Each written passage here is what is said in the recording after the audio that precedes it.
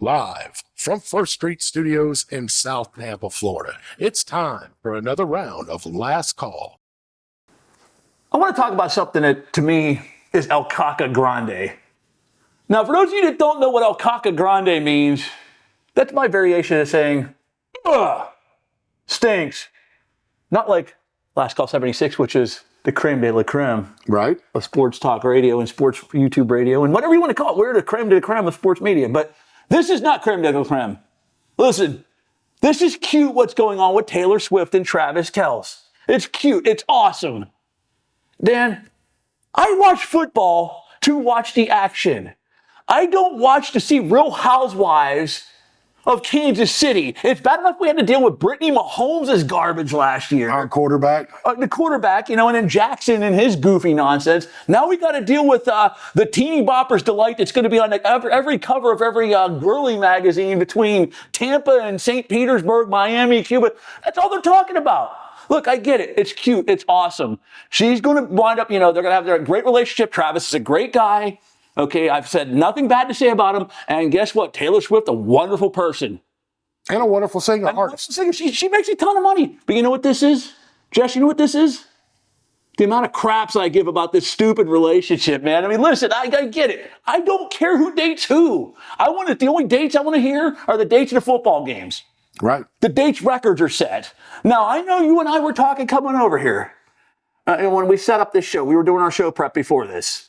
You have a different approach to this. I may think it's Caca Grande. And no, Jess, I did not go to the Taylor Swift concert recently. Dan did. Dan, did you go to the Taylor Swift concert, Dan? I've known you for 12 years, and I never pictured you as a Swiftie. Really? You done? I never pictured you as a Swiftie. You done? Hell no. Okay, keep going. So what did you get up on stage and dance, smile? What did you sing like this hot beat or whatever that crap? I mean, come on, Dan. Come on, man. I mean, all right. Come on, now listen. You're Swiftie and you don't know it. I mean, maybe I need to bring you a blonde wig next time when I come and when we film these. Interesting thoughts, interesting comments. I'm not wearing a Kelce jersey. Hey, here's what I think. So we got Kelce, who is an amazing tight end. So let's give him credit for that. One of the best in the NFL. And we got one of the greatest artists in the world. Apparently, Taylor thinks he's got a tight end in another way. My point, keeping this show clean, the point I'm trying to say is this is nothing new with the NFL.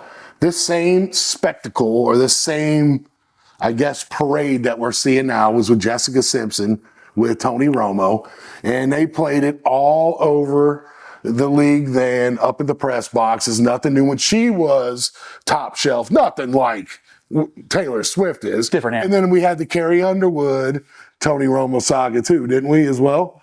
Well, we got that. We got the Kardashian sisters with every basketball player in the NBA, right. It seems like. I mean, who's Kim dating this week? Who's Khloe dating this week? Just remind me what this means again. Go ahead, Dan, sorry. All right, so my point is the NFL is going to take all those, I guess, the shares on Twitter, everybody's commenting on it, so they're going to ride that wave, right? I got what you're saying. I want to watch football. I want to watch fights. I want to watch NASCAR, right? Whatever. I don't want to watch a couple materializing on ABC when I'm trying to watch game film so we can have this show, right? Right. But with that being said, I don't blame the NFL for it. I don't blame Kelce and her for blowing up the media, right? Because maybe some Swifties, which I am not, by the way, I take offense, but maybe, and just maybe, they will bring some of that crowd over. That will help enhance the NFL's fan base, right? That may not be a part of that right now. So I see a win-win in it. I just wish that every network that gets to have a game with Kansas City doesn't play it the same way as ESPN, ABC, Peacock, whoever it may be, right? It's like, okay, show her one time in the press box, okay, like they did with Mahomes when they did the quarterback show, which was a great show, by the way. Very good show. Excellent show. Learned a lot about Kirk Cousins, learned a lot, just period, as far as how they live their lives and whatever. And Mahomes is a great dude, man. I used to love watching him, at Texas Tech, whatever. But getting back to all that, I don't think it's bad if it's done in doses. But every time there's a timeout, that doesn't go into a commercial doesn't need to be on Taylor Swift up in the press box, because now it's saturation. I understand the clicks. I understand, all that stuff that the NFL is trying to get, all the Twitter hangs, algorithms, whatever they're trying to gather from it. Why do you think Kansas City is getting moved around in spots now? It's a big deal, right? For one person. But it's not like she don't run the world now of filling concerts and all these other things. So they're just taking advantage of a free situation that's not costing them anything. So I don't think it's such a bad deal. Okay, I get you, and I do. All right, it's bringing a new demographic of teeny boppers and people that like to watch Real Housewives and Beverly Hills 90210 reruns and all that garbage you see at 3 o'clock in the morning on Spice TV or whatever that trash that my wife watches. All right, which if she's up at 3 a.m. watching that, I don't know. I'm doing the wrong things wrong. But you're watching it then too, because you know exactly what time it is. So maybe you are a Swiftie. See, how do you know the dates? I don't even know date time groups, but you knew that. Because I wake up and have to turn the TV off because she falls asleep. All right. So get back. I am not a Swiftie. Hey, but getting back to that point, good conversation. There's no right or wrong way for the NFL, and also it's not like the UFC who owns their media. Yeah. The NFL doesn't own that media. So those are networks that pay to host these games. So they're going to use whatever is going through, right? All the clicks and everything else, right? Yeah. So that's how they're looking at it. All right. So let me ask you people. I'm going to ask what our amazing producer of this program, Jessica, the best in the business. Is he a Swiftie or am I a Swiftie? See, Jess said you're a Swiftie.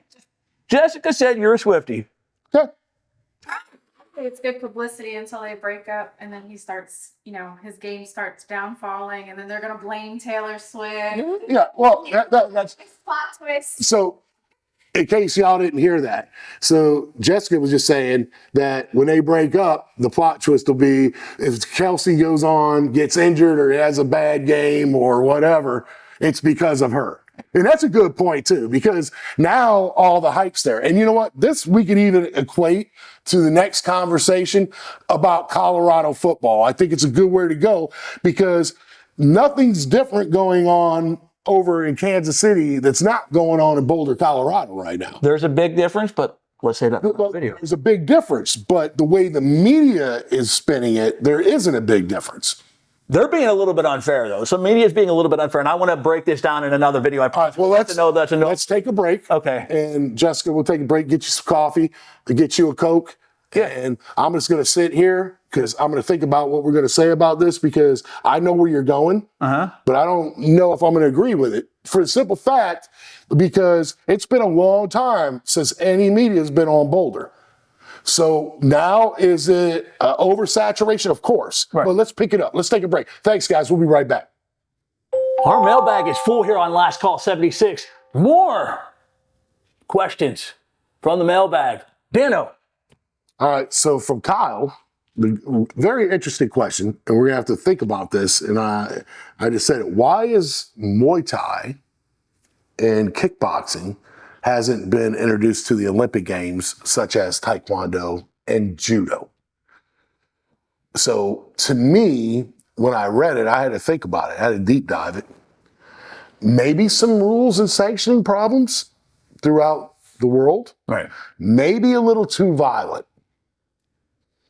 is the only two things I could think, or it's just not internationally shown throughout the world. I don't know. I kind of researched a little bit, but I could only think that there's some sanctioning body problems. Mm-hmm.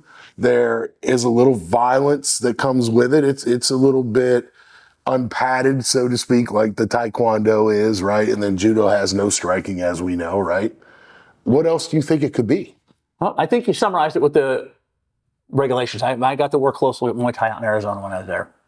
And getting it regulated to where we weren't seeing smokers, which those of you that don't know what smokers are, they're unregulated shows that are held in high school gymnasiums where there's, it's like boxing smokers. Like boxing smokers. Yeah, we did it on deployments in the Army, right? Exactly. Not enough regulations. They're still trying to work to build the regulations up.